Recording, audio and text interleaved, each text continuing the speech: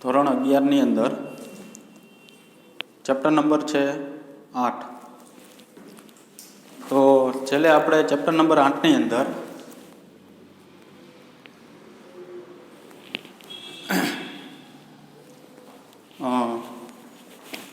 કેપ્લરના 3 નિયમો લીધેલા હતા। ગુરુત્વાકર્ષણનો સાર્વત્રિક નિયમ,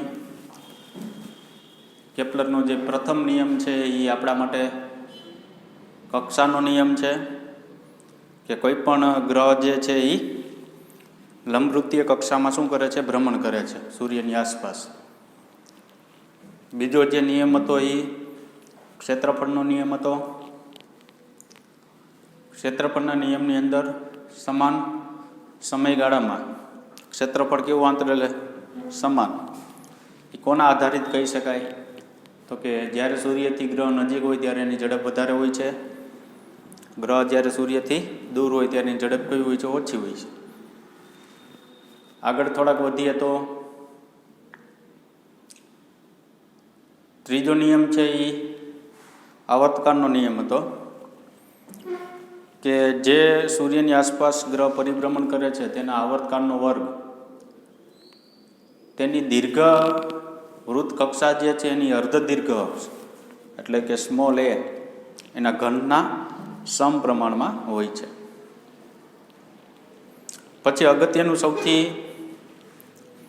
ગુરુત્વાકર્ષણનો સાર્વત્રિક નિયમ, વિશ્વમાંનો દરેક કણ બીજા દરેક કણ ઉપર આકર્ષી બળ લગાડે છે જેનું મૂલ્ય તે 2 દળ ધરાવતા કણના ગુણાકારના સમપ્રમાણમાં તેમની વચ્ચેનું જે અંતર છે એના વર્ગના વ્યસ્ત પ્રમાણમાં હોય છે।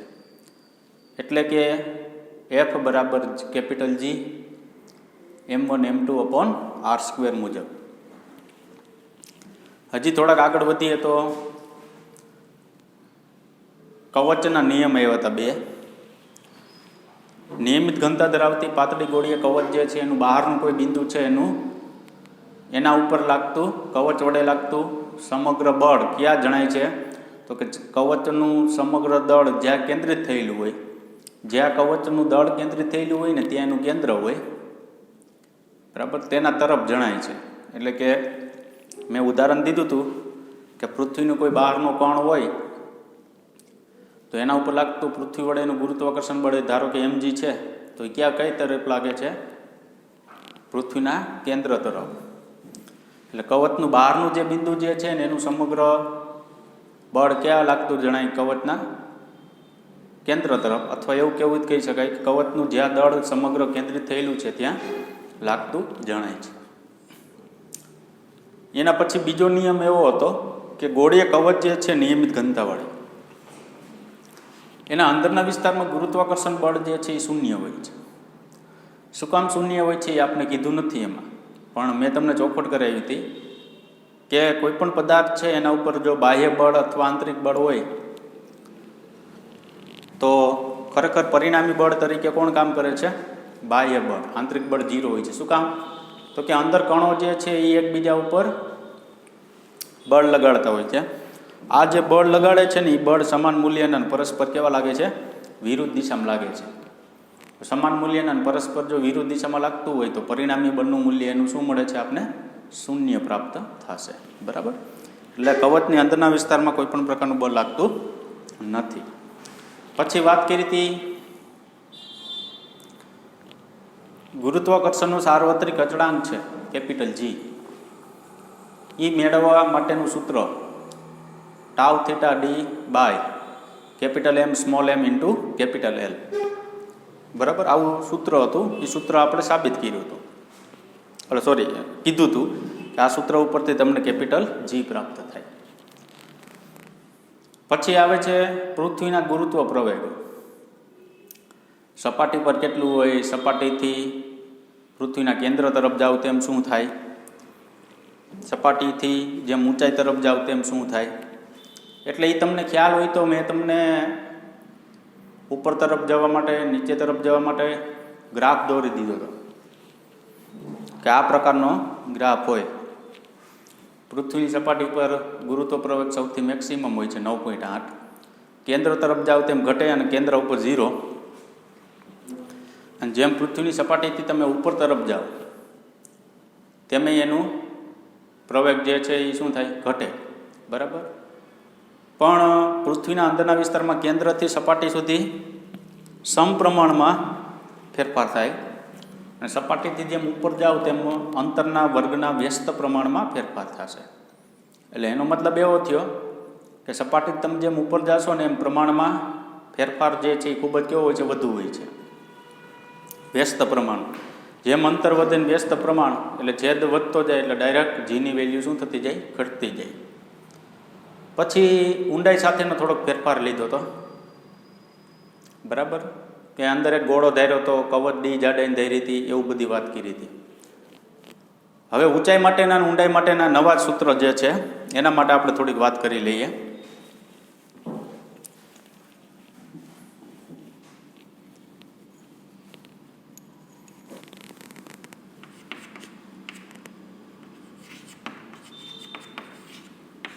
કોઈ ઊંચાઈ એ ગુરુત્વ પ્રવેગ. તો મેં તમને શું કીધું હતું કે ધારો કે આ આપણે માટે પૃથ્વી છે, આ પૃથ્વીનું કેન્દ્ર છે. પૃથ્વીના કેન્દ્રથી અહીંયા સુધીનું અંતર એટલે ત્રિજ્યા એટલે આરી. આ કેન્દ્ર. પૃથ્વીનું દળ કેટલું છે? Capital M E. પૃથ્વીની સપાટીથી કાંઈક બિંદુ એટલે એ એચ ઊંચાઈ કહેવાય. અને અહીંયા ધારો કે સ્મોલ એમ દળ ધરાવતો કોણ છે અને એ બિંદુ કયું છે? પી. કેન્દ્રથી જો અંતર લેવું હોય તો એ અંતર કેટલું છે આપણી પાસે? ધારો કે આર જેટલું છે. તો અહીંયા તમે પહેલી કન્ડિશન એવી લખી શકો, સ્મોલ આર બરાબર શું લખી શકાય? R E plus H. તો સ્મોલ આર બરાબર આર ઈ પ્લસ એચ એટલે તો કે અહીંથી આ સુધીનું અંતર આર એટલે ત્રિજ્યા ને અહીંથી આ સુધીનું ઊંચાઈ એટલે H. R E plus H એટલે સ્મોલ આર. બીજો આ કણ જે છે અહીંયા જો સપાટી ઉપર તમારે લેવું હોય તો સ્મોલ આર અંતર આર જેટલું થઈ જાય. એટલે બીજી કન્ડિશન આવી મૂકવાની, સ્મોલ આર બરાબર આર ઈ. હવે તો કે તમારી પાસે સપાટી ઉપર ગુરુત્વ પ્રવેગ એટલું હતું, સોરી સ્મોલ આર અંતરે G of R, capital G capital M E upon શું લખાય? Small R square. તો જી ઓફ આર બરાબર capital G capital M E upon small R square હતું. સૂત્ર લખવું તો આવું લખી શકાય, capital G capital M E upon R E plus H એનું સ્ક્વેર. કાંઈ નથી કર્યું. શું કર્યું? સ્મોલ આર બરાબર આર ઈ પ્લસ શું લખ્યું? એચ. બરાબર. હવે અલગ અલગ પ્રકારના સૂત્રો બધા તૈયાર થશે. આને એચ ઊંચાઈ માટે આપણે અહીં લખ્યું તો અહીંયા મારે એવું લખી શકાય જી ઓફ એચ. શું કામે? આ તો આપણી પાસે 6400 હોય જ. બરાબર. અને આ એચ છે એ શું છે? સપાટીથી ઊંચાઈ. અને આ જે આર આપેલું છે ને એ તમને ધારો કે આમ આપેલું હોય 7000 કિલોમીટર. તો એનો મતલબ શું થયો? જો આર તમને 7000 આપેલું હોય તો એમાં ઓલરેડી 6400 તો એડ છે જ. વધારાનું શું આવ્યું? 600. તો બેન સરવાળો કેટલો થાય? 7000. તો આ જે છે તમારું આ રીતો છે જ, પણ ઊંચાઈ તમારે જો જોવી હોય તો કેટલી મળે? 600 કિલોમીટર મળે. પૃથ્વીની સપાટીથી જે ઊંચાઈ છે એ કેટલી પ્રાપ્ત થશે? 600 કિલોમીટર જેટલી પ્રાપ્ત થશે. બરાબર. હવે આપણે હું સૂત્ર લખું છું ડાયરેક્ટ. પહેલું સૂત્ર છે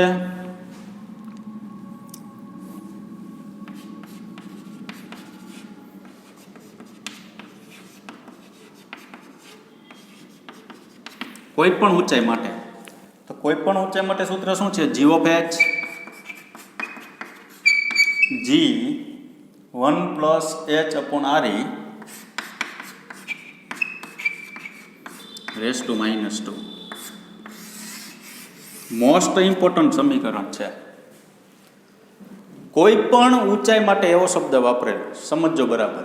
તો કોઈ પણ ઊંચાઈ માટે જો એવો શબ્દ વાપરેલો હોય તો એનો મતલબ એવો થયો કે તમે અહીંથી 10,000 કિલોમીટર લઈ શકો, 100 કિલોમીટર લઈ 100 એટલે 1 લાખ કિલોમીટર લઈ શકો, 2 લાખ લઈ શકો, 3 લાખ લઈ શકો, 4 લાખ લઈ શકો. ત્યારે તમે આ સૂત્રનો ઉપયોગ કરી શકો. અથવા આ સૂત્ર જે છે આખું છેદમાં લખવું જ લખાય. જી એટલે તમારી પાસે અચળ વેલ્યુ થઈ 9.8. તમે એ મૂકો 10 લાખ, આરી એટલે 6400, એ કેવું થયું? અચળ થયું. આને છેદમાં જવા દો એટલે -2 છે એ કેવું થઈ જાય? +2. બીજું સૂત્ર લખવું હોય તો લખી શકાય, જીના છેદમાં 1 + સ્મોલ h અપોન કેપિટલ આરઈનો સ્ક્વેર. બરાબર? એટલે તમને સપાટીથી, જો કોઈ પણ ઊંચાઈ બોલ્યો અહીંયા, ઊંચાઈ જે લેવાની છે ને એ હંમેશા સપાટીથી જ લેવાની છે. તમને એમ કે કેન્દ્રથી અંતર, તો જ તમારે સ્મોલ આરનો ઉપયોગ કરવાનો. આ સ્મોલ આર વાળું તો ક્યાંય સ્ટેપ છે જ નહીં. બરાબર? એટલે પહેલું સૂત્ર કયું યાદ રાખવાનું થશે? કોઈ પણ ઊંચાઈ માટે 10 કિલોમીટર હોય તોય ભલે, 10 લાખ કિલોમીટર હોય તોય ભલે, સપાટીથી. બરાબર? એટલે એનું નામ એવું આપવામાં આવ્યું છે, કોઈ પણ ઊંચાઈ માટે. હવે જે સૂત્ર છે ને એ કોના માટે છે? h < આરઈ માટે છે. આનો ઉપયોગ શું? h < આરઈનો મતલબ શું? પૃથ્વીની ત્રિજ્યા કરતા ઊંચાઈ ખૂબ જ ઓછી હોય ને તેવું. ત્રિજ્યા કેટલી છે? 6400 કિલોમીટર. કેવું? તો કે પૃથ્વીની ત્રિજ્યા કરતા ઊંચાઈ તમે અવગણી શકો ને એવી તમારી પાસે ઊંચાઈ હોય ને ત્યારે એ સૂત્રનો ઉપયોગ કરવો. ધારો કે હું 100 કિલોમીટર લઉં, 100 કિલોમીટર એટલે ઓમ જોતા તમને લાગે વધુ, પૃથ્વીની ત્રિજ્યાની સાપેક્ષમાં તમે 100 ને અવગણી શકો. જુઓ, 6400 કિલોમીટર છે એની સાપેક્ષમાં તમે 100 કિલોમીટરને શું કરી શકો? અવગણી શકો. બરાબર? ત્યારે તે કયા સૂત્રનો ઉપયોગ કરવાનો? તો કે g of h g કૌંસમાં 1 - 2h અપોન આરઈ. આવા સૂત્રનો ઉપયોગ કરવાનો. g of h બરાબર g કૌંસમાં 1 - 2h અપોન આરઈ. આ છે ને બ્રહ્માસ્ત્ર કહેવાય. જુઓ, શું કામ બ્રહ્માસ્ત્ર કહેવાય? આ સૂત્ર ન આવડતું હોય ને તો તમે આ સૂત્રનો ઉપયોગ કરીને તમે ડાયરેક્ટ શું કરી શકો? તો કે અહીંયા 100 મૂકી શકાય. અહીંયા શબ્દ એવો છે કોઈ પણ ઊંચાઈ માટે. કોઈ પણ એટલે મેં એવું કીધું 10 કિલોમીટર હોય તો ભલે, 100 હોય તો ભલે, 10,000 હોય તો ભલે, અને 1 લાખ કિલોમીટર હોય તો ભલે. કોઈ પણ ઊંચાઈ માટે આ સૂત્ર.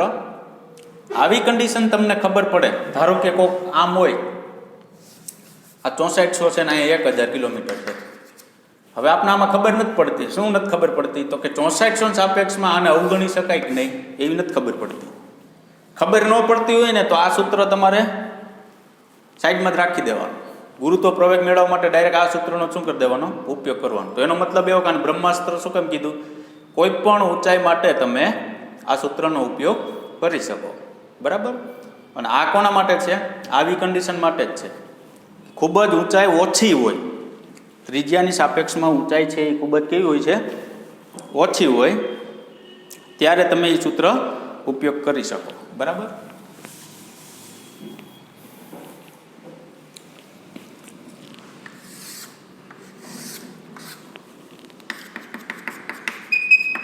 એક્સ્ટ્રા થિયરીની અંદર શું છે આપણી પાસે? વધારામાં ઉપયોગ થાય એવી વસ્તુ છે, ઊંચાઈ માટે નિરપેક્ષ ઘટાડો.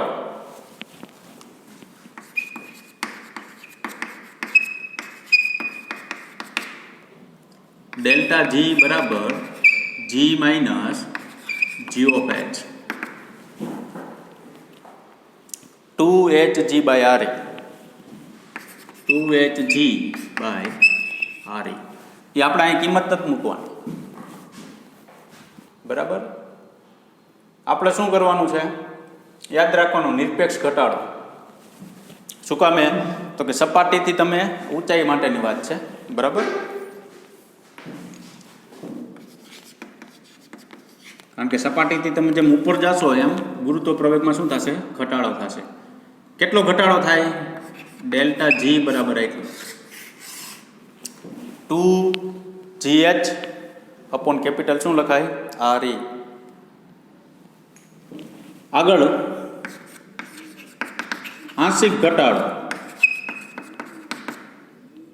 ડેલ્ટા જીના છેદમાં શું લખાય? જી. આંશિક ઘટાડો જે છે એ ડેલ્ટા જીના છેદમાં જી. ડેલ્ટા જી એટલે એટલું g - g of h upon શું લખાય? જી.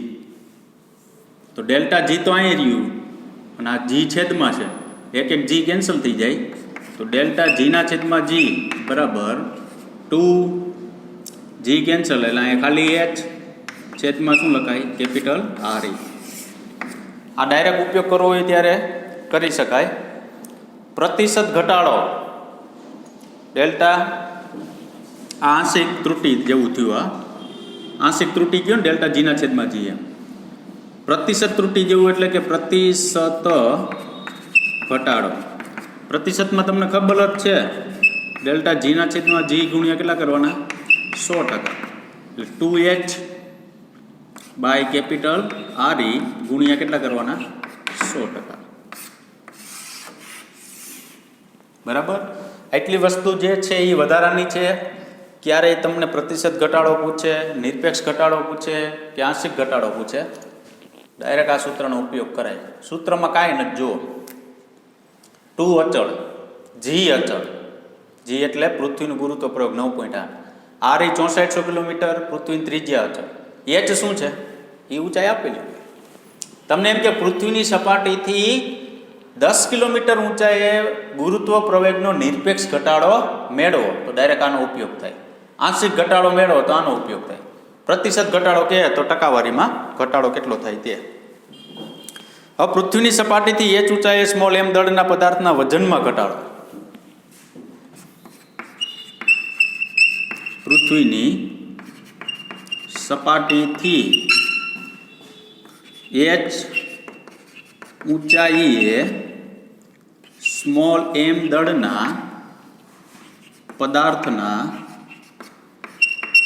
વજનમાં ઘટાડો. કેટલો છે? 2 mgh by capital R E. 2 mgh upon capital R E. આ વજન કીધું અહીંયા. જો તો વજન એટલે તમે શું કહો? ડબલ્યુ. ડબલ્યુ બરાબર શું કહો? mg. હવે મેં તમને આગળ કીધું હતું પદાર્થ પૃથ્વીની સપાટી ઉપર હોય કે ચંદ્રની સપાટી ઉપર હોય, દળ હંમેશા કેવું રહેનું? અચળ. હવે તમે જેમ ઊંચાઈ પ્રાપ્ત કરશો એમ જીની વેલ્યુ શું થાય? ઘટે કે નહીં? એટલે અહીં શું કીધું? ઘટાડો કીધો.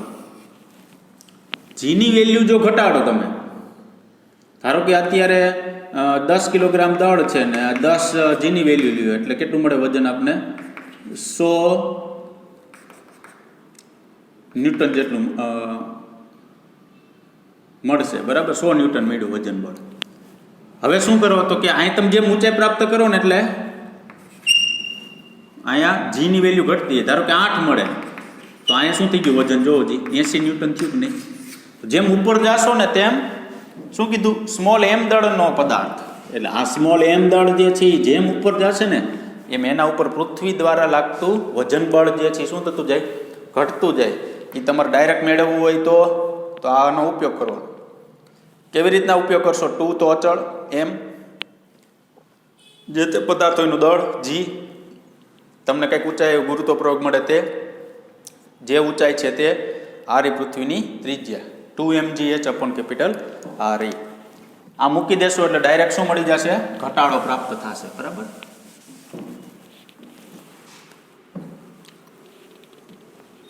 હવે આવે છે ઊંડાઈ માટે. ઊંડાઈ માટે મેં તમને કાલે શ્રીફળનું કાચલું, ટોપરું ને એની વચ્ચે રહેલો કોણ ને એવું બધું સમજાવ્યું હતું. બરાબર. તો ઊંડાઈ માટે આપણે ડાયરેક્ટ સૂત્ર લખી છીએ અત્યારે. શું છે ઊંડાઈ માટેનું સૂત્ર? g ઓફ ડી બરાબર g1 - d અપોન આર ઈ.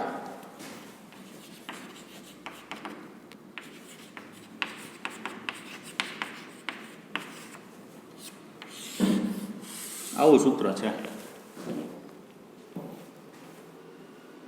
બરાબર. કોઈ પણ ઊંડાઈ માટે ગુરુત્વ પ્રવેગ g ઓફ ટી બરાબર g1 - d અપોન આર ઈ. એક વસ્તુ ખાસ ધ્યાન રાખજો.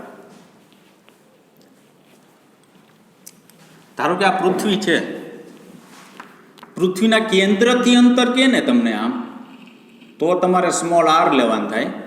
પૃથ્વીની સપાટીથી કેન્દ્ર તરફ કે એને ઊંડાઈ કહેવાય, એને સ્મોલ ડી કહેવાય. સમજો બરાબર. હું અહીંયા પૃથ્વીની સપાટી પર ઊભો હોય, હું કાંઈક ખાડો ગારું, ખાડોની ઊંચાઈ જે માપું ને ખાડાની, ખાડો પૃથ્વીની સપાટીમાં ગાર્યો, ધારો કે કૂવો જ ગાર્યો આપણે, શું ગાર્યું? કૂવો જે ગાર્યો એનું કંઈક અંતર માપીને આપણે ઊંડાઈમાં માપીએ. બિલ્ડિંગ કોઈ જે ઊભી છે એનું જે અંતર માપીને ઊંચાઈમાં માપીએ. તો યાદ રાખજો તમે કે અંતર પૃથ્વીની સપાટીથી કેન્દ્ર તરફ જ્યારે લ્યો ને ત્યારે કોનો ઉપયોગ થાય? ઊંડાઈનો ઉપયોગ થાય. કેન્દ્રથી સપાટી તરફ આવો ને ત્યારે કોનો ઉપયોગ થાય? ઊંચાઈનો ઉપયોગ થાય. એટલે અંતરનો ઉપયોગ થાય. g ઓફ d બરાબર g કાઉન્સમાં 1 માઇનસ r. હવે આમાં નિરપેક્ષ ઘટાડો.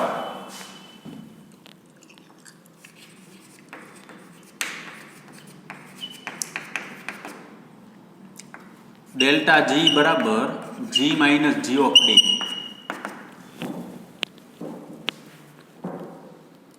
તો d કાઉન્સમાં આ g upon r.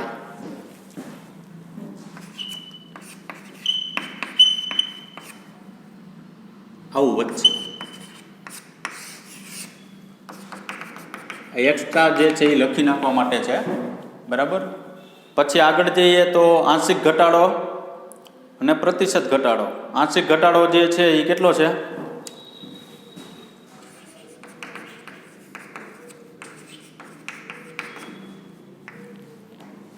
Delta g ના છેદમાં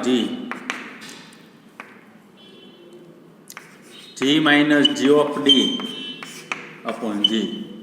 g કેન્સલ થઈ જાય, d અપોન શું વધે? r.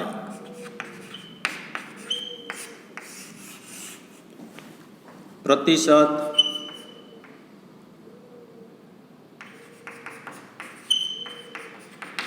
શું કામ આ ઘટાડો કીધો? તમે જેમ સપાટીથી ઊંડાઈ તરફ જાઓ ને, નીચે તરફ, ઊંડાઈ એટલે નીચે કેન્દ્ર તરફ જવાનું, એમ પ્રવેગ ઘટે. ઉપર તરફ જાઓ એમ એ ઘટે. એટલે આ બધે શું લખ્યો? ઘટાડો. બરાબર. ડેલ્ટા g ના છેદમાં g ગુણ્યા 100%. તો g ટૂંકમાં આ ઉપર જે છે એ ડેલ્ટા g ના છેદમાં g છે, એટલે d ના છેદમાં કેપિટલ ગુણ્યા કેટલા લખવાના? 100%. ખ્યાલ આવ્યો? બરાબર. તો આ જે વાત થઈ એ કોના માટે થઈ? ઊંચાઈ માટે અને ઊંડાઈ માટે. ઊંચાઈ માટે બે સૂત્ર સૌથી અગત્યના. કોઈ પણ ઊંચાઈ માટે, આમાં કોઈ પણ ઊંડાઈ ન આવે. પૃથ્વીની સપાટીથી કેન્દ્ર સુધીની એટલે મેક્સિમમ ઊંડાઈ 6400 કિલોમીટર જ આવે. બરાબર. પછી પાછા કેન્દ્રથી તમે આમ જાઓ તો એ પાછું શું થઈ ગયું? આના જેવું જ થઈ ગયું. એટલે પાછું જીના મૂલ્યમાં કેન્દ્ર પાસે પહોંચી જાવ એટલે 0, પાછું આગળ વધવા માંડો એટલે જીના મૂલ્યમાં શું થતો જાય? વધારો થતો જશે. બરાબર. તો આ જે છે એ ઊંચાઈ થઈ અને ઊંડાઈ થઈ. અને એક્સ્ટ્રામાં શું છે? નિરપેક્ષ ઘટાડો, આંશિક ઘટાડો અને પ્રતિશત ઘટાડો. એક વસ્તુ જે છે એ ખાસ યાદ રાખવાની છે. હવે આવે છે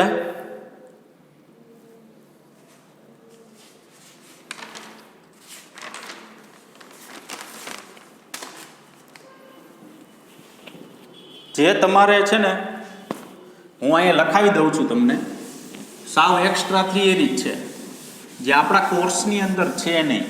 એક વસ્તુ યાદ રાખજો ખાસ, આપણા કોર્સની અંદર ક્યાંય થિયરી આપેલી નથી અને એવો શબ્દ ક્યાંય આવેલો નથી. બરાબર. એટલે હું તમને અહીંયા બોર્ડ ઉપર લખાવી દઉં થિયરી. એ થિયરી જે છે આપણે સંપૂર્ણપણે લખી નાખવાની છે અને એનો કે ઉપયોગ આવે MCQની અંદર તો એનો ઉપયોગ આપણે કરવાનો છે. બરાબર.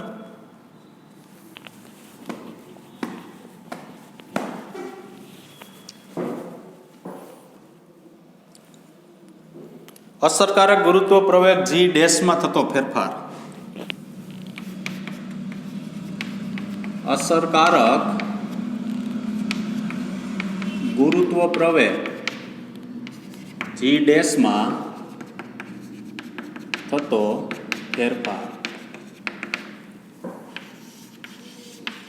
થિયરી જે છે એ ખૂબ લાંબી છે, પણ આપણે તો શું છે, આવો ક્યાંય શબ્દ આવે તો આપણે ફક્ત કોના ઉપર આધારિત છે? સૂત્ર ઉપર છે.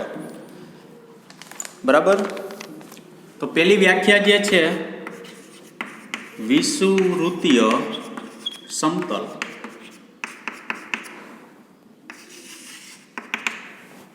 કોને કહેવાય? તો કે પૃથ્વીના કેન્દ્રમાંથી પસાર થતા અને તેની ભ્રમણ અક્ષને લંબ. પૃથ્વીના કેન્દ્રમાંથી પસાર થતા અને તેની ભ્રમણ અક્ષને લંબ હોય તેવા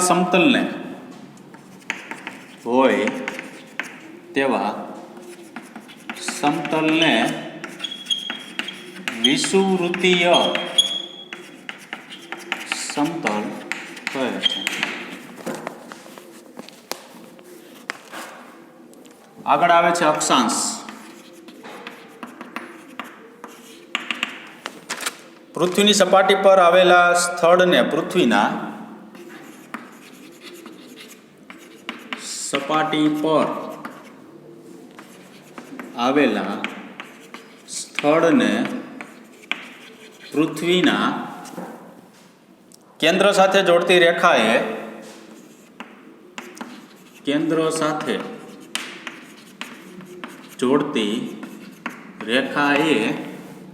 વિષુવવૃત્તીય રેખા સાથે બનાવેલ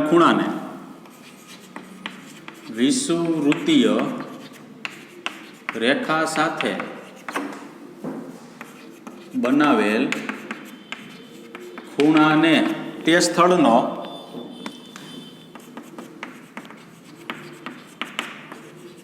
અક્ષાંશ લેમ્બડા કહે છે.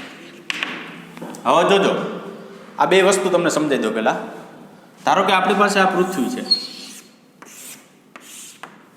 આ કહેવાય ધ્રુવ અને આ કહેવાય વિષુવરેખા. તો વિષુવવૃત્ત સમતલ એટલે કયું? શું કીધું? પૃથ્વીના કેન્દ્રમાંથી પસાર થતા, અહીંયા પૃથ્વીનું કેન્દ્ર છે, એમાંથી એક સમતલ પસાર થાય છે. ભ્રમણ અક્ષને લંબ. ભ્રમણ અક્ષ એટલે એ આમ ફરે છે. જો પૃથ્વી એને આ સમતલ જે છે એ આમ છે, એટલે ભ્રમણ અક્ષને લંબ થયું. તેવા સમતલને શું કહેવાય? વિષુવરેખા સમતલ કહેવાય. એટલે આ જે છે એ વિષુવવૃત્તીય સમતલ થયું આમ. બરાબર. પૃથ્વીના કેન્દ્રમાંથી પસાર થતું હોય અને ભ્રમણ અક્ષને લંબ હોય તેવું. હવે સૌથી અગત્યની વસ્તુ શું આવી? અક્ષાંશ. અક્ષાંશ કોને કહેવાય? તો કે પૃથ્વીની સપાટી પર આવેલું સ્થળ. ધારો કે એક સ્થળ અહીંયા પસંદ કર્યું. પૃથ્વીની સપાટી પર આવેલું કોઈ એક શું પસંદ કર્યું? સ્થળે પૃથ્વીના કેન્દ્ર સાથે જોડતી રેખા એ અહીંથી કેન્દ્રને સુધી રેખા દોરવાની, અને એ વિષુવરેખા એટલે આ, એની સાથે બનાવેલો ખૂણો એટલે આ, એને શું કહેવાય? અક્ષાંશ. શું કીધું? પૃથ્વીની સપાટી પર આવેલા, એટલે સપાટી પર કોઈ એક સ્થળ લીધું અને એ સ્થળ અને કેન્દ્રને જોડતી રેખા એટલે આ થઈ. એ જે રેખા છે એ વિષુવરેખા એટલે આ થયું. એની સાથે બનાવેલો ખૂણો એને શું કહેવાય? અક્ષાંશ. તો તમને ખબર છે, જોવો જી, આ સ્થળ છે, હું અહીંયા લઉં તો ખૂણો 0 થાય. તો મારે અહીંયા લખવું હોય તો લખી શકાય. શું લખી શકાય? વિષુવવૃત્ત માટે લેમ્બડા એટલે કે અક્ષાંશ 0 અને ધ્રુવ માટે લેમ્બડા એટલે કે કેટલું મળે? 90. જો આ જે છે એ હું અહીંયા લઈ લઉં, અહીંયા, તો અહીંથી ના વિષુવરેખા સાથે બનાવેલ ખૂણો કેટલો થઈ જાય? 0. એટલે વિષુવરેખા પર જો કોઈ સ્થળ આવેલું હોય તો એના માટે અક્ષાંશ કેટલો થાય? 0. હવે તમે જેમ આગળ વધતા જાઓ, આમ એમ ધ્રુવ તરફ જાઓ. હવે ધ્રુવ તરફ જાઓ એમાં ખૂણો શું થતો જાય? વધતો જાય. એટલે ધ્રુવ માટે અહીંયા લઈ લ્યો સ્થળ, આ સ્થળ લીધું. આ સ્થળે વિષુવરેખા સાથે બનાવેલો ખૂણો કેટલા થઈ જાય? 90 નો. એટલે લેમ્બડા કેટલું થાય? 90. તો આપણે અહીંયા એવું કહી શકાય કે જ્યારે વિષુવરેખાથી જ્યારે ધ્રુવ તરફ જાઓ તેમ એના અક્ષાંશના મૂલ્યમાં શું થતો જાય છે? વધારો થતો જાય છે. આગળ તમને ખ્યાલ હોય તો ધ્રુવ અને વિષુવરેખા માટે 21 કિલોમીટરનું પૃથ્વીની ત્રિજ્યામાં ડિફરન્સ છે. 21 કિલોમીટરનો ડિફરન્સ છે. બરાબર. તો 21 કિલોમીટરનો જો ડિફરન્સ હોય, અહીંયા વધુ છે, અહીંયા ઓછું છે. 21 કિલોમીટર આના કરતાં 21 કિલોમીટર અહીં વધુ છે. તો 21 કિલોમીટરનો જો ડિફરન્સ હોય તો એનો મતલબ એવો થયો ગુરુત્વ પ્રવેગમાં કંઈક શું હોય, ફેરફાર હોય. અસરકારક ગુરુત્વ પ્રવેગ શું કીધો? અસરકારક ગુરુત્વ પ્રવેગ જી ડેશમાં થતો ફેરફાર. અસરકારક શું કામ કીધો? આ સ્થળે અલગ મળે, દરેક સ્થળે તમને ગુરુત્વ પ્રવેગનું મૂલ્ય કેવું મળે? અલગ મળે. અલગ એટલે કે એ જે ફેરફાર છે ને એ 0 પછી અનેક 0 પોઈન્ટ એટલે કે પોઈન્ટ પછી અનેક 0 પછી એકડો આવે ને એટલો ફેરફાર છે. એટલે એ આપણે અવગણી નાખ્યું છે અને દરેક જગ્યાએ પૃથ્વીના સ્થળ ઉપર ગુરુત્વ પ્રવેગ કેટલો લેવામાં આવે છે? 9.8 મીટર પર સેકન્ડ સ્ક્વેર. બરાબર. ખરેખર શું હોય છે? અહીંયા ઓછો હોય ને અહીંયા કેવું હોય છે? વધારે હોય. તો સોરી, અહીંયા જ્યાં વધુ અંતર હોય ત્યાં ઓછો હોય, ઓછો અંતર કેવું હોય? વધુ. એટલે અહીંયા વધુ હોય ને અહીંયા કેવું હોય? ઓછું હોય. તો એનો મતલબ એવો થયો ગુરુત્વ પ્રવેગમાં શું થાય? અંતર ફરે. હમણાં કીધું ને અંતર ફરે એટલે ગુરુત્વ પ્રવેગ ફરે. પણ આપણે દરેક જગ્યાએ ગુરુત્વ પ્રવેગની વેલ્યુ જે છે કેવી લઈ છે? એક સમાન લઈ છે. બરાબર. શું કામ? તો કે ફેરફાર ખૂબ કેવો છે? નાનો છે. આગળ હવે અસરકારક ગુરુત્વ પ્રવેગનું સૂત્ર લખું છું. જી ડેશ બરાબર G minus R E cos square lambda omega square. આ સૂત્ર જે છે એ સાબિતી આપેલી છે, પણ સાબિતીની કંઈ જરૂર નથી. આ ઘટક છે, કોસ ઘટક. લેમડા એટલે અક્ષાંશ એટલે ખૂણો હોવો જોઈએ, આરઈ અચળ, ઓમેગા એટલે 2π/T જે એક ભ્રમણ કરવા માટે લાગતો સમય, જી એટલે ગુરુત્વ પ્રવેગ. બીજું સૂત્ર લખું, જીને કોમન કાઢો તો 1 minus R E omega square cos square lambda by G. આથમ લખવું હોય તો આ લખાય. બરાબર. તમને કોઈ જગ્યાએ કંઈ પૂછે અસરકારક ગુરુત્વ પ્રવેગ તો અસરકારક ગુરુત્વ પ્રવેગ માટે તમે આ કહી શકો. બરાબર. આ ટોટલી એક્સ્ટ્રા થિયરી છે, આ કે આપણા કોર્સમાં નથી. બરાબર. ચાલો, પહેલું આપેલું છે, મુદ્દાઓ આપેલા છે. એમાં પહેલું આપેલું છે વિષુવવૃત્ત માટે લેમડા બરાબર શું? 0. તો કોસ લેમડા બરાબર કેટલું થાય? 1. તો જી ડેશ બરાબર G 1 minus R E omega square by R E. Sorry, G બરાબર જી માઇનસ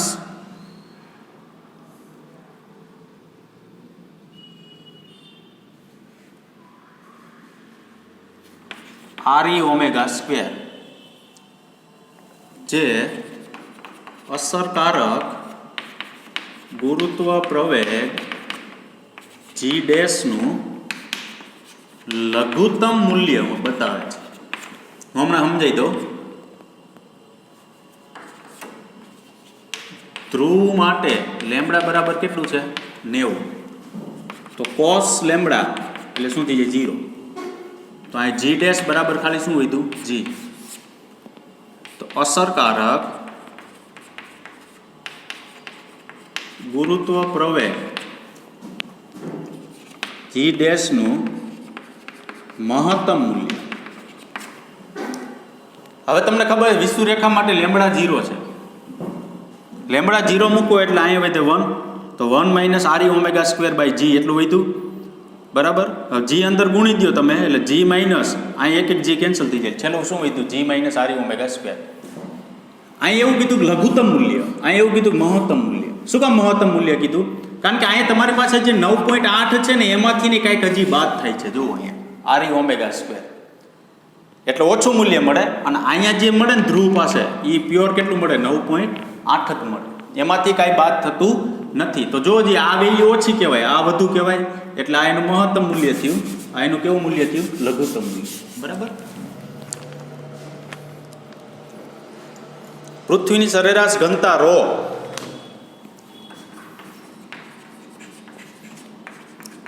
સરેરાશ ઘનતા ρ એ જી અને કેપિટલ જીના પદમાં. જે સરેરાશ ઘનતા જે છે એ સ્મોલ જી કેપિટલ જીના પદમાં લખીએ આપણે. ρ બરાબર કેપિટલ M અપોન 4/3 પાય આરઈ ક્યુબ બરાબર 3me અપોન 4 પાય આરઈ ક્યુબ બરાબર 3 એમ એટલે GRE square by capital G છેદમાં 4 પાઈ RE ક્યુબ બરાબર શું વધે 3G by 4 pi capital RE into capital G. ઘનતાનું સૂત્ર દળના છેદમાં કદ. પૃથ્વીનું દળ કેપિટલ એમ કદ કેટલું ગોળાનું હોય એટલું 4/3 પાઈ RE ક્યુબ છેદનો છેદ અંશમાં લાસ્ટ સ્ટેપ આવ્યું. દળ કેટલું મૂક્યું G બરાબર કેપિટલ G કેપિટલ એમ પણ કેપિટલ RE સ્ક્વેર ઉપરથી દળને કરતા કરો ને GRE square by capital G મળે. આ એમને ઉઠતું ઉડાડ નાખ્યું એટલે એટલું મીઠું.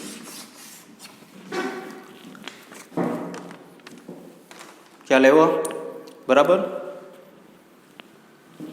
તો આ જે થિયરી જે છે એ બરાબર સ્ક્રીનશોટ પાડી લેવો અથવા તો તમારે શું કરવાનું લખી નાખવાની, કારણ કે આ આખી એક્સ્ટ્રા થિયરી છે. હજી આગળ એક્સ્ટ્રા થિયરી કરાવું છું બરાબર, વધારાની થિયરી જે છે તે.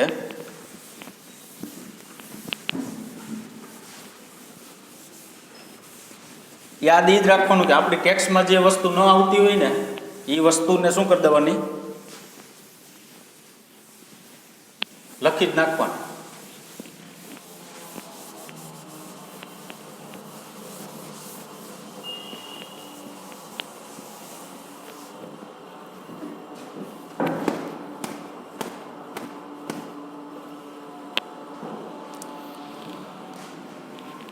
આગળ આવે છે ગુરુત્વીય તીવ્રતા. એને કહેવાય કેપિટલ I વડે દર્શાવવામાં આવે. ઇન્ટેન્સિટી ટૂંકમાં શું છે જોઈએ. વ્યાખ્યા લખી આપેલ. જો થોડીક વ્યાખ્યા એટલા માટે તમને એમ થાય વ્યાખ્યા શું ઉપયોગી, આપને ખબર તો પડવી જોઈએ ને એ વસ્તુ શું કહેવા માગે છે બરાબર, એટલા માટે લખું છું, નહીંતર કાંઈ જરૂરી નથી. કારણ કે નવી થિયરી છે એટલા માટે. પદાર્થ વડે આપેલા બિંદુએ એકમ દળના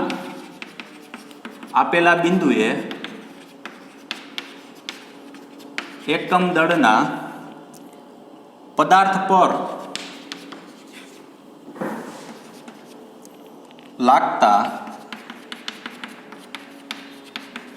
ગુરુત્વાકર્ષી બળને તે બિંદુને ગુરુત્વાકર્ષી ક્ષેત્રની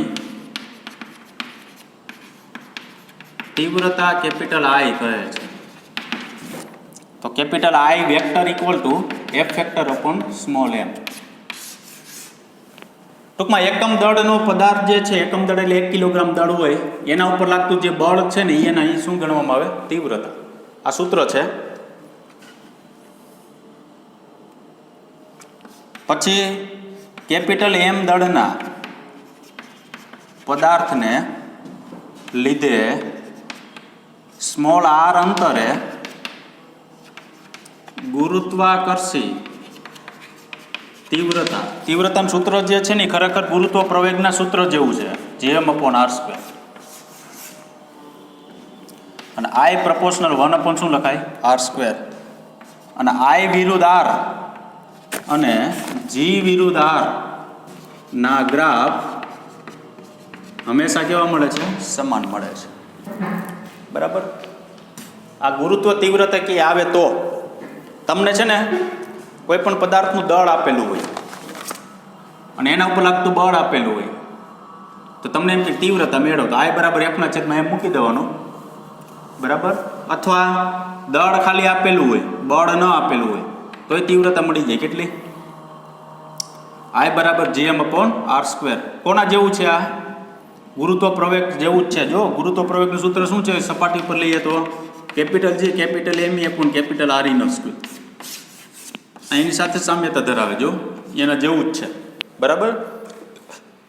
એટલે લખ્યું અહીંયા શું I વિરુદ્ધ R નો ગ્રાફ, G વિરુદ્ધ R ના ગ્રાફ બંને કેવા મળશે એક સમાન મળશે. પછી આગળ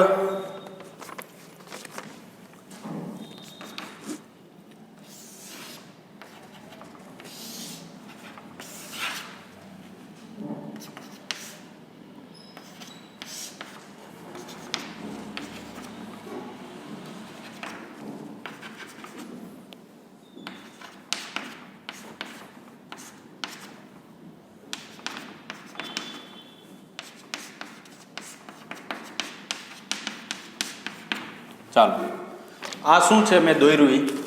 તો કે આકૃતિ જે છે તે ધારો કે આપણી પાસે કોઈ એક પી બિંદુ પાસે પદાર્થ એ અને બી બે છે. આ પી બિંદુ પાસે જે પદાર્થ છે બરાબર, આ પી બિંદુ પાસે બાજુમાં બે પદાર્થ છે એ અને બી, તેને લીધે અહીંયા મળતી તીવ્રતા પી બિંદુ પાસે પહેલાને લીધે મળતી તીવ્રતા I1, બીજાને લીધે મળતી તીવ્રતા કેટલી છે I2. ધારો કે પી બિંદુ પાસે તીવ્રતા એવી બને છે, આ પહેલા દળ આ જે એ ગોળો છે ધારો કે પદાર્થ, ત્યાંથી એક અંતરે તીવ્રતા એવી મળે છે કે સમાન મૂલ્યની પરસ્પર કેવી મળે વિરુદ્ધ દિશામાં. એટલે પરિણામી તીવ્રતાનું મૂલ્ય શું પ્રાપ્ત થાય છે આપણે? શૂન્ય પ્રાપ્ત થાય. એટલે ખરેખર પ્રશ્ન શું છે? ધારો કે પી બિંદુ પાસે પદાર્થો એ અને બી વડે મળતી ગુરુત્વાકર્ષિત તીવ્રતા સમાન મૂલ્યની અને પરસ્પર વિરુદ્ધ દિશામાં છે. એટલે કે બિંદુ પી પાસે પરિણામી ગુરુત્વ તીવ્રતા કેવી થાય છે? શૂન્ય થાય છે. તો અહીંથી આ અંતર મેળવવું હોય તો અને અહીંથી આ અંતર મેળવવું હોય તો એના માટેનું સૂત્ર શું છે? તો કે x બરાબર કૌંસમાં √m1 છેદમાં √m1 plus √m2 into r તથા small r minus x equal to કૌંસમાં √m2 by √m1 plus √m2 into r. આ બંને શું છે? સૂત્ર છે. આ બંને સૂત્ર ઉપરથી તમે શું કીધું? એટલે કહેવાનો મતલબ એ છે કે કોઈ બિંદુ તમારે એવું મેળવવું હોય કે ત્યાં તીવ્રતા શૂન્ય છે, તો આ પદાર્થથી કેટલા અંતરે તીવ્રતા શૂન્ય હશે? આ સૂત્રનો ઉપયોગ કરવાનો. બરાબર, બે પદાર્થ વચ્ચેનું અંતર છે આ, પહેલા પદાર્થનું દળ, બીજા પદાર્થનું દળ અંડરરૂટમાં મૂકી સૂત્રનો ઉપયોગ કરો. પછી એમ કે બીજા પદાર્થથી કેટલું છે? તો કે r માઇનસ એક્સ, આ r માઇનસ એક્સ અહીંથી આ અંતર છે બરાબર, ત્યારે આ તમારે આનો ઉપયોગ કરવાનો. તો આ જે છે એ થિયરી જે છે એ કેવી થઈ? વધારાની થિયરી, જે આપણી ટેક્સ્ટ બુકની અંદર અવેલેબલ છે નહીં. બરાબર, ચાલો આગળ વધીએ.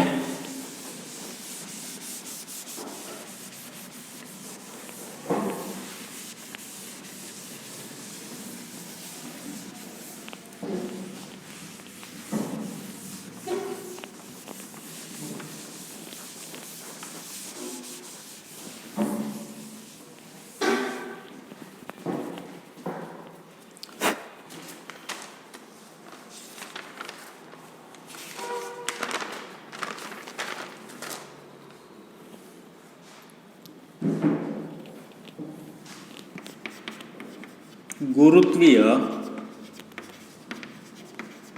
સ્થિતિ ઉર્જા. અહીં ગુરુત્વીય સ્થિતિ ઉર્જાને U વડે દર્શાવાય. હવે ગુરુત્વીય સ્થિતિ ઉર્જા જે છે તેને કોને કહેવાય? ગુરુત્વીય સ્થિતિ ઉર્જા.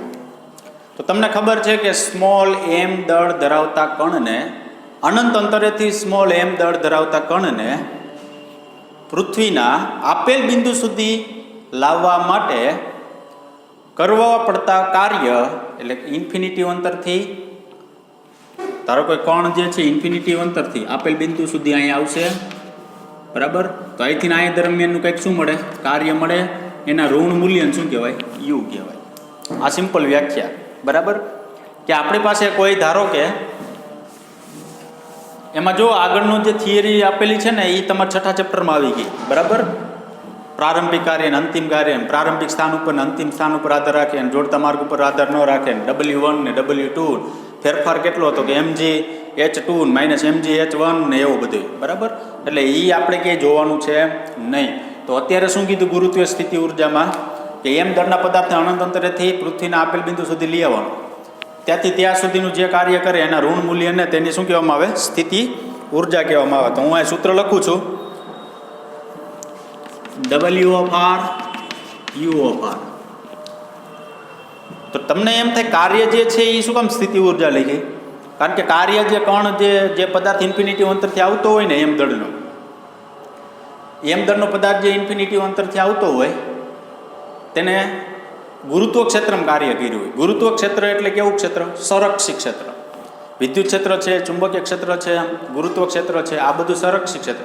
સંરક્ષિત ક્ષેત્રમાં કરેલું કાર્ય સ્થિતિ ઉર્જા સ્વરૂપે હંમેશા શું થાય? સંગ્રહિત થાય. તો આ સંરક્ષિત ક્ષેત્રમાં કરેલું કાર્ય સ્થિતિ ઉર્જા સ્વરૂપે શું થયું? સંગ્રહિત થયું. તો સંરક્ષિત ક્ષેત્રમાં કરેલું કાર્ય સ્થિતિ ઉર્જા સ્વરૂપે સંગ્રહિત થાય તો minus capital G capital M small m upon small r. આ ગુરુત્વીય સ્થિતિ ઉર્જાનું શું થયું સૂત્ર. સપાટી પર સ્મોલ r બરાબર શું લખાય કેપિટલ R e. તો u ઓફ સ્મોલ r બરાબર કેપિટલ R e બરાબર minus G capital M small m upon capital R e.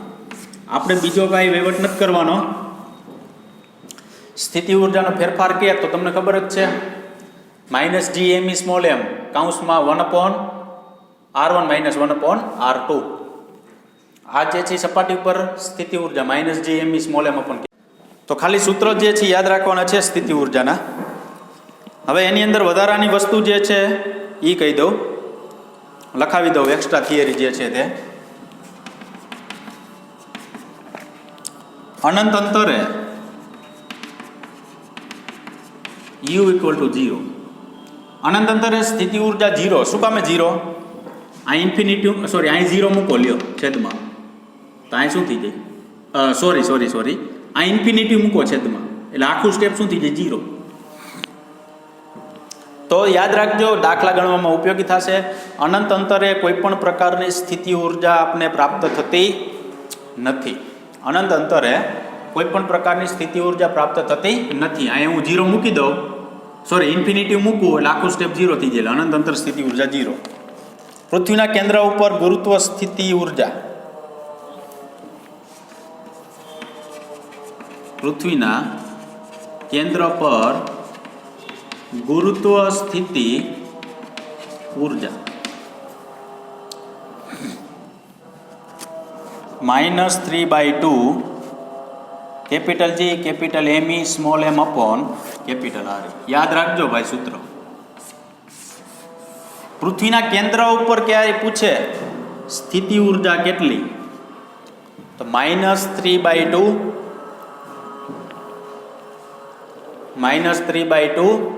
Capital G capital M small m upon capital R e બરાબર પૃથ્વીના કેન્દ્ર ઉપર સ્થિતિ ઉર્જા. પૃથ્વીની સપાટીથી h ઊંચાઈ સ્થિતિ ઉર્જામાં ફેરફાર.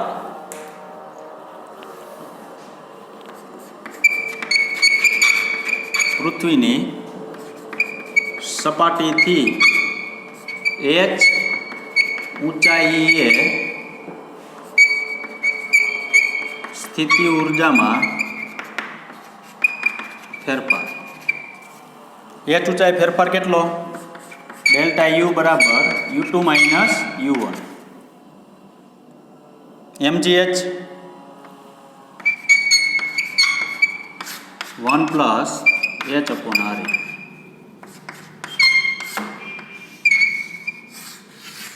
યાદ રાખજો બરાબર. ડેલ્ટા U બરાબર mgh કૌંસ છેદમાં 1 plus h upon R e. આગળ જો h બરાબર પેલું n R e તો ફેરફાર કેટલો? તો કે ડેલ્ટા U બરાબર mgRn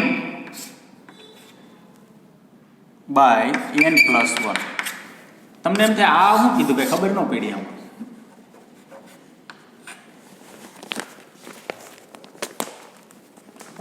h બરાબર n R e એવું કીધું. n એટલે શું? સંખ્યા. 1 2 3 4 5. તમને એમ કહે કે હું આ 2 મૂકું તો સપાટીથી પૃથ્વીની બમણી ત્રિજ્યા જેટલી ઊંચાઈ, 3 મૂકું તો 3 ગણી ત્રિજ્યા ઊંચાઈ, 4 મૂકું તો 4 ગણી ત્રિજ્યા ઊંચાઈ, એટલે h બરાબર n R e. તમને આ બગડો મૂકી દઉં ધારો કે, તો એમ કહો ને તમે સપાટીથી પૃથ્વીની ત્રિજ્યા જે છે એનાથી બમણી ઊંચાઈ, તો બમણી ઊંચાઈ સ્થિતિ ઉર્જામાં ફેરફાર કેટલો મળે? mgRn બાય n પ્લસ 1 જતું. એવી રીતના બીજી કન્ડિશન એવી છે, h less than R e હોય તો, કે ત્રિજ્યા કરતાં ઊંચાઈ ખૂબ ઓછી હોય તો ડેલ્ટા U બરાબર શું લખી નાખો ડાયરેક્ટ mgh, કારણ કે તમને કાર્યની અંદર ઉપયોગ કરતા mgh નો બરાબર, એમાં બહુ ફેરફાર મોટો ન હોય. ત્રીજું h બરાબર R e હોય તો સપાટી ઉપર થયું ને, ઊંચાઈ જ ત્રિજ્યા ઉપર હોય તો ડેલ્ટા U બરાબર 1/2 mg R e. Delta you બરાબર 1/2 શું થશે? mg ઇન્ટુ આર ઈ જેટલું થશે. બરાબર. ચાલો આગળ વધીએ.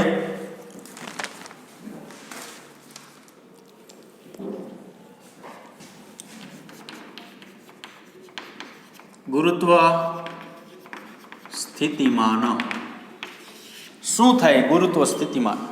તમે ગુરુત્વ સ્થિતિ ઉર્જાની અંદર સ્મોલ m દળના પદાર્થને ઇન્ફિનિટી અંતરેથી પૃથ્વીના આપેલ બિંદુ સુધી લઈ આવતા હતા. તે દરમિયાન જે થતું હતું કાર્ય, એના કાર્યના ઋણ મૂલ્યને તે બિંદુ પાસેને શું કીધું હતું? ગુરુત્વ સ્થિતિ ઉર્જા. હવે એની જગ્યાએ તમારે શું કરવાનું? એકમ દળ ધરાવતા પદાર્થને ઇન્ફિનિટી અંતરેથી લઈ આવો. એકમ દળ ધરાવતા પદાર્થને ઇન્ફિનિટીથી લઈ આવો તો તમારી પાસે આ જે સૂત્ર છે ને, એમાં આ દળ પૃથ્વીનું છે, આ દળ કોનું છે? જે પદાર્થ છે તેનું. બરાબર. તો એકમ દળ ધરાવતા પદાર્થને જો ઇન્ફિનિટી અંતરેથી પૃથ્વીના આપેલા બિંદુ સુધી જો લઈ આવવામાં આવે, તે દરમિયાન કરવું પડતું જે કાર્ય છે એ કાર્યના ઋણ મૂલ્યને તે બિંદુ પાસેનું શું કહેવામાં આવે? ગુરુત્વ સ્થિતિમાન. તો આપણે એવું લખવું તો લખી શકાય, જે કાર્ય છે W ઓફ આર એટલે V of R minus capital G capital ME upon small R. ટૂંકમાં શું કરવાનું? તો કે ગુરુત્વ સ્થિતિમાન એટલે શું? સ્થિતિ ઉર્જાના છેદમાં દળ. ગુરુત્વીય સ્થિતિમાન સ્થિતિ ઉર્જાના છેદમાં શું લખવાનું? દળ.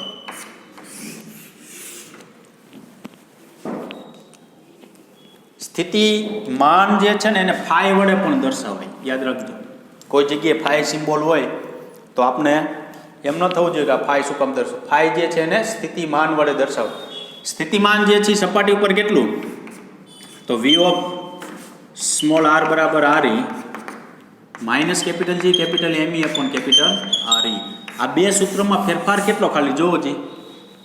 અહીંયા સ્મોલ m દળના પદાર્થને ઇન્ફિનિટી અંતરેથી લઈ આવવામાં આવે છે. અહીંયા એકમ દળના પદાર્થને ઇન્ફિનિટી અંતરે, એટલે અહીંયા તો છે ને દળ તો છે જ આમ, પણ એની વેલ્યુ એક છે આમ, પણ એ એક તમે લખો કે ન લખો કાંઈ ફેર પડે નહીં. એટલે minus capital G capital ME upon small R, અને સ્થિતિમાન જે છે સપાટી ઉપર કેટલું મળશે? Minus capital G capital ME upon capital R E. હવે સૌથી અગત્યની વસ્તુ છે, જુઓ, અનંત અંતરે સ્થિતિમાન 0. સ્થિતિ ઉર્જા જો તમને 0 મળતી હોય, બરાબર, તો અનંત અંતરે સ્થિતિમાન જે છે એ તમને કેવું મળશે? શૂન્ય પ્રાપ્ત થશે. બીજી વસ્તુ સૌથી અગત્યની વસ્તુ જે છે એ કહું છું તમને.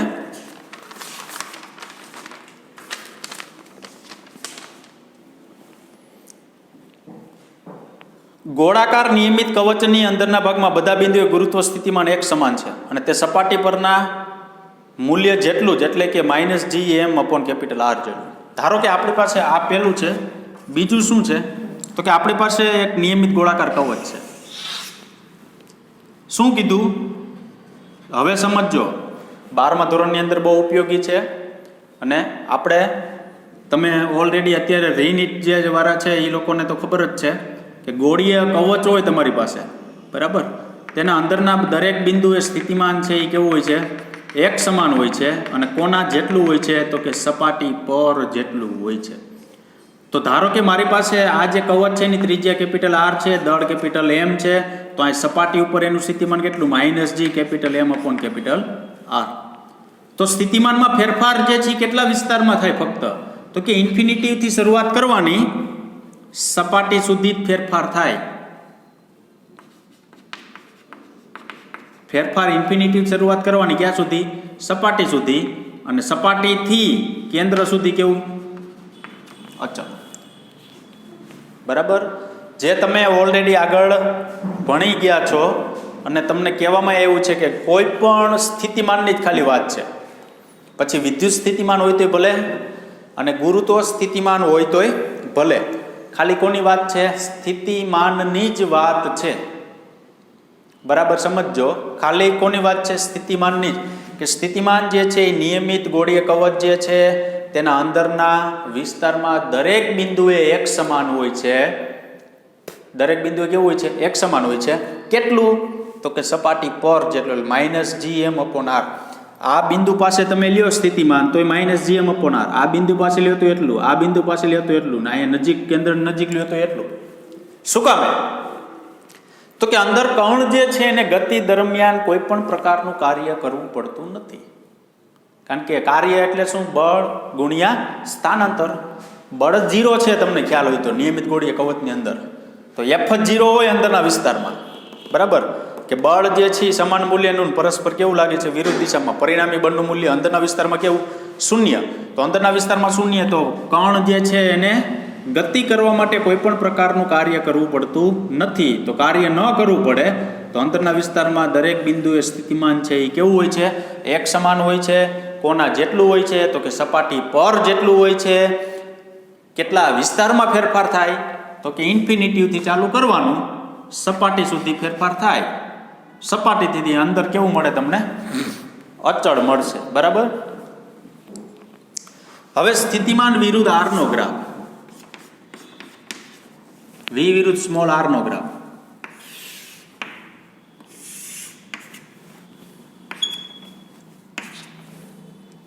આ v છે, આ શું છે? Small r.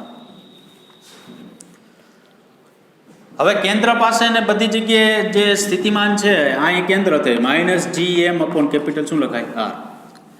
સપાટી સુધી જાઓ ત્યાં સુધી એક સમાન. આ તમને એમ થાય નીચે શું કામ લીધું?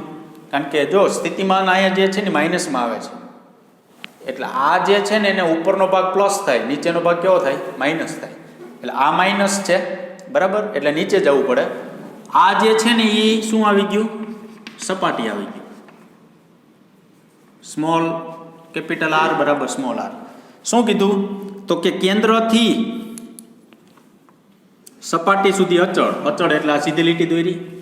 પછી આગળ જતા શું થશે?